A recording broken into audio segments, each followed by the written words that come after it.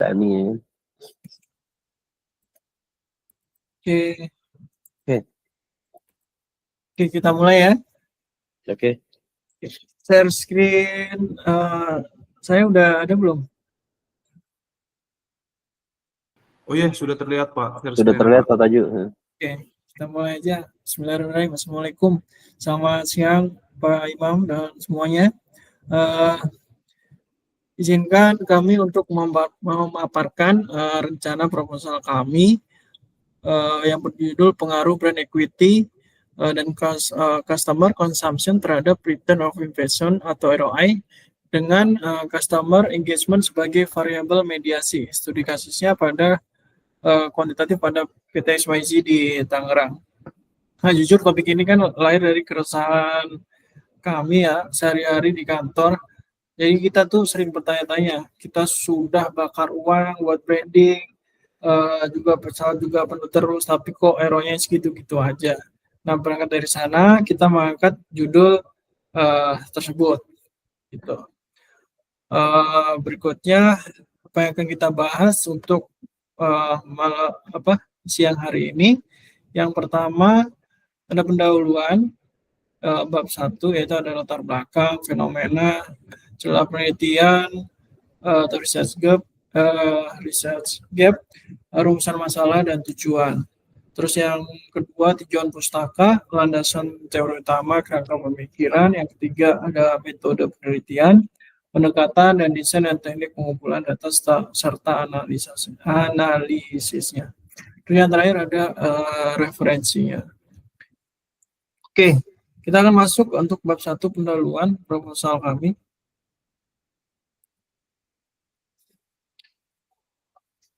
Oke. Bab 1 pendahuluan latar belakang konteks. Penelitian ini berangkat dari fenomena menarik di industri penerbangan low cost carrier atau LCC pasca pandemi. Dari kompetisi saat ini bukan lagi sekedar perang harga, tapi penciptaan nilai-nilai atau value. Nah, di PT SYZ ini kami melihat sebuah anomali. Brand awareness kami tinggi dan transaksi harian banyak, namun secara profitabilitas margin sering tergerus oleh biaya promosi yang besar. Pelanggan atau konsumen datang karena harga yang murah lalu pergi begitu saja gitu. Mereka bersifat transaksional. Masalah bisnisnya adalah kita punya aset, merek dan volume transaksi, kenapa ROI atau return of investment-nya belum optimal. Dugaan kami di sini ada missing link di situ, yaitu ketidakadaan customer engagement atau keterikatan emosional. Oke. Di PT SYZ ini juga cukup tricky ya, secara brand equity-nya juga kuat. Orang tahulah sangat di studi kasus ini PT SYZ secara consumption atau volume penumpang, mereka itu load factor-nya tinggi. Tapi balik lagi, kenapa profitabilitasnya ROI tidak berbanding lurus gitu. Seperti yang saya bilang sebelumnya, karena mereka itu transaksional. Mereka terbang karena murah, bukan karena loyal. Besok maskapai sebelah lebih murah 10.000 perak, mereka akan pindah. Akibatnya biaya kita untuk cari pelanggan baru atau acquisition cost-nya itu mahal sekali ya. Jadi istilahnya itu gali lubang tutup lubang seperti itu.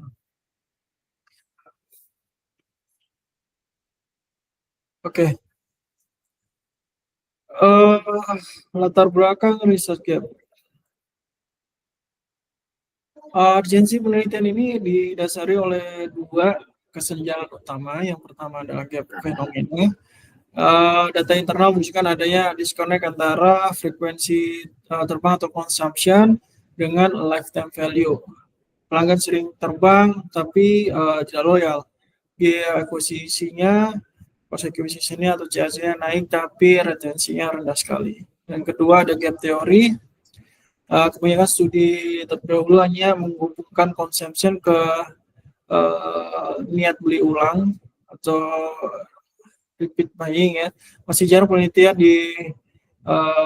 yang kami lihat yang berani menghubungkan langsung ke ROI finansial melalui mediasi engagement, apalagi di konteks LCC di Indonesia. Nah, di sini kami menemukan celah akademisnya, research gap. Kalau penelitian terdahulu itu banyak yang bilang kalau consumption naik pasti cuan naik gitu.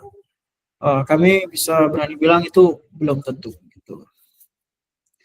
Nah, konsumsi di industri LCC ini, konsumsi tanpa engagement itu sangatlah volatil ya, rapuh.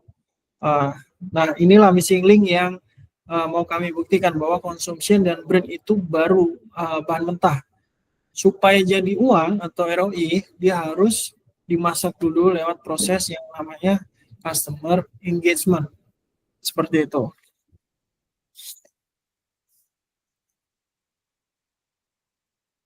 Oke, sehingga pernyataan masalah utama dalam proposal ini adalah adanya ketidakpastian mengenai efektivitas investasi, brand equity, dan pola consumption dalam meningkatkan ROI nyata perusahaan. Jika perusahaan terus fokus mendorong transaksi tanpa membangun engagement, risikonya adalah inefisiensi anggaran dalam jangka yang panjang. Jadi problem statementnya di sini sudah cukup jelas ya. Adanya ketidakpastian efektivitas investasi. Manajemen butuh bukti hitam di atas putih. Apakah strategi engagement ini benar-benar make money atau cuman bagus di laporan media sosial aja, atau mungkin kalau misalkan company-nya publik, apakah bagus untuk di RUPS-nya aja, seperti itu. Oke, next. Oke. Nah, untuk membedah masalah ini, kami menggunakan 4 konsep utama sebenarnya. Brand equity, customer consumption tadi sebenarnya yang engagement dan ROI juga gitu. Ini adalah yang kami turunkan dari 7 pertanyaan penelitian. Poin semua bisa dibaca, apakah brand equity berpengaruh terhadap customer engagement, apakah customer consumption berpengaruh terhadap customer engagement, apakah customer engagement berpengaruh terhadap ROI, apakah brand equity dan consumption berpengaruh terhadap ROI.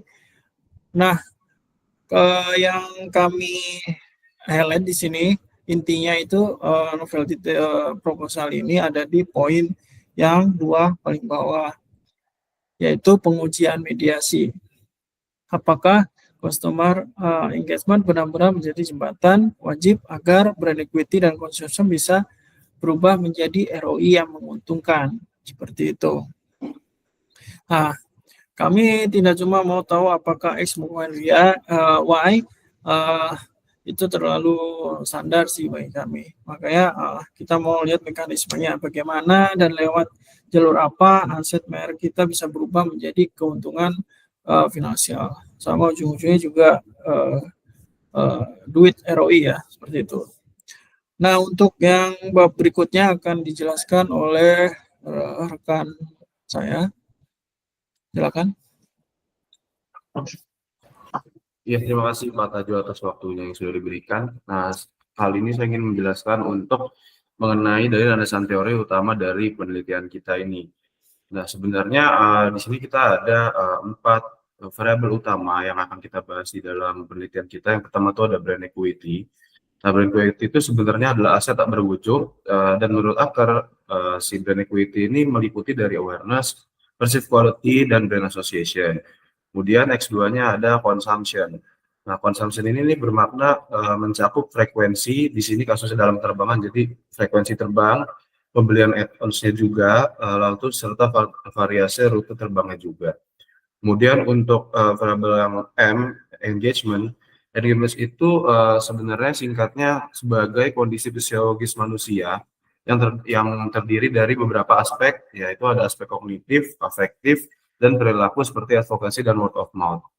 Lalu untuk variabel Y-nya itu yaitu ROI, return on investment. Nah, return on investment itu bisa diukur dari seberapa efisiensi biaya yang sudah dikeluarkan oleh perusahaan, profitabilitas yang didapat, serta customer lifetime value sesuai. Lanjut Pak Taju. Nah, ada pun beberapa penelitian terdahulu yang kita gunakan untuk penelitian kali ini, tetapi fokus yang kita cari itu adalah jurnal yang terakreditasi Q1 dan Q2. Untuk contoh jurnal pertamanya itu kita mengambil dari penelitian tahun 2020 yang ditulis oleh Rader, yaitu tentang experience atau consumption adalah prediktor utama engagement yang meningkatkan kualitas kinerja. Kemudian ada juga jurnal dari 4OD tahun 2020 yang kita dapat dari Journal of Business Research yang terakreditasi Q1 yang membahas tentang brand equity memiliki dampak positif signifikan terhadap keuangan atau firm performance. Lalu ada jurnal ketiga yang kita ambil, ada penelitian tahun 2021, itu tentang studi airline, brand equity yang kuat itu dapat mendorong keterlibatan pelanggan atau engagement secara signifikan. Boleh dilanjut lagi Pak Tajud?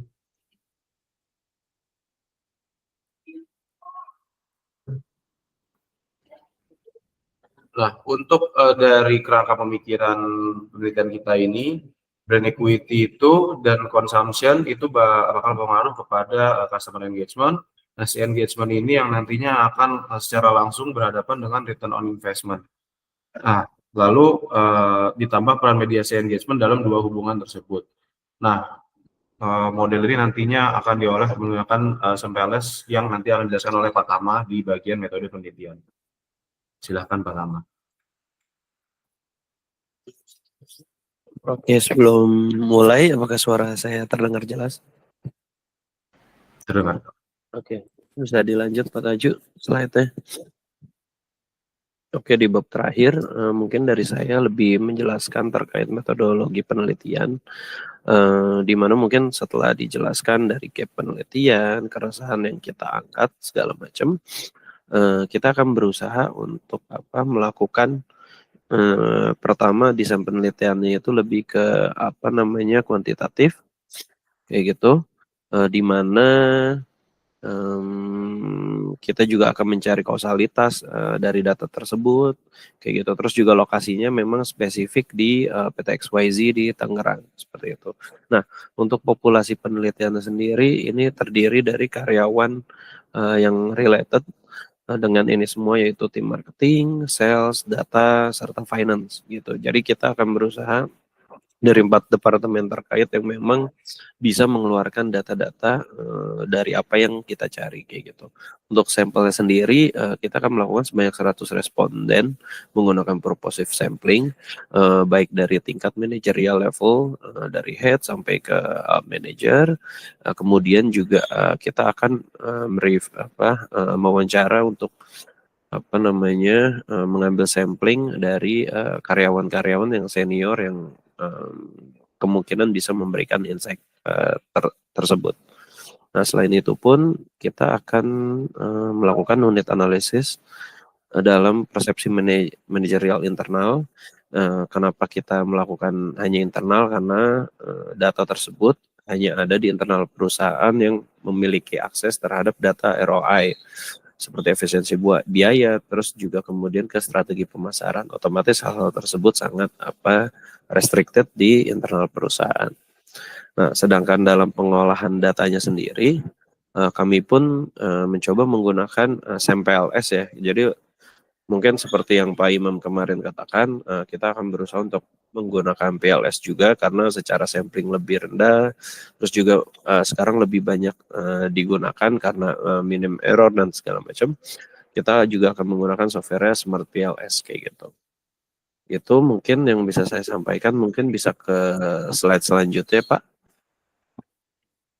Nah, dari setelah metode penelitian awal yang tadi saya katakan, itu juga akan menggunakan skala Likert ya, atau 1-5 dalam hal ini untuk menguji persepsi karyawan kayak gitu. Kita akan merumuskan beberapa pertanyaan yang jelas menjabarkan dari setiap kategori yang kita ingin tanyakan. Contoh misalnya di brand equity kita akan melakukan misalnya let's say as examples seperti merek PT XYZ memiliki top of mind yang kuat di pasar kayak gitu. Terus kalau dari consumption, pelanggan kami memiliki frekuensi terbang rutin dan pembelian add-ons tinggi kayak gitu. Ini untuk membaca pola perilaku konsumen. Terus juga di engagement, kita mencoba untuk pelanggan aktif berinteraksi di media sosial ataupun bahkan merekomendasikan brand kita sendiri kayak gitu.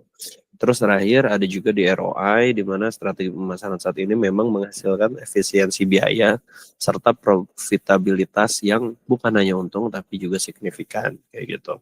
Kita akan mencoba untuk menggali dari hal-hal ini, nanti kemudian kita olah menggunakan APLS juga.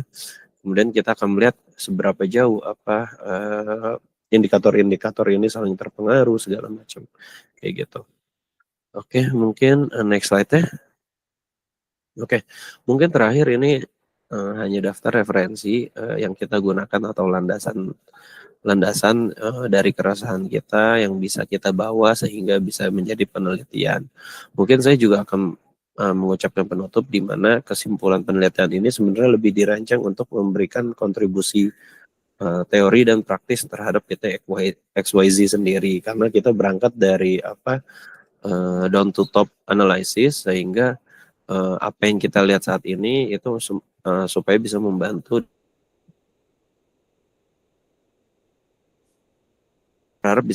perusahaan lebih mengoptimalkan strategi pemasaran dengan fokus bukan hanya pada transaksi seperti yang mungkin telah dijelaskan Pak Taju di awal, tapi juga pada engagement, di mana dari engagement ini kita berusaha untuk meningkatkan ROI secara strategi jangka panjang. Nah, secara akademis sendiri pun kita berharap bahwa penelitian ini bisa mengisi kekosongan literatur pada hubungan antara consumption, engagement, serta performa finansial terutama dalam industri LCC Indonesia setelah pasca pandemi kayak gitu. Mungkin terima kasih, itu yang bisa saya sampaikan serta kelompok saya sampaikan. Mungkin kita bisa dibuka untuk sesi tanya jawab jika ada pertanyaan lebih lanjut. Terima kasih.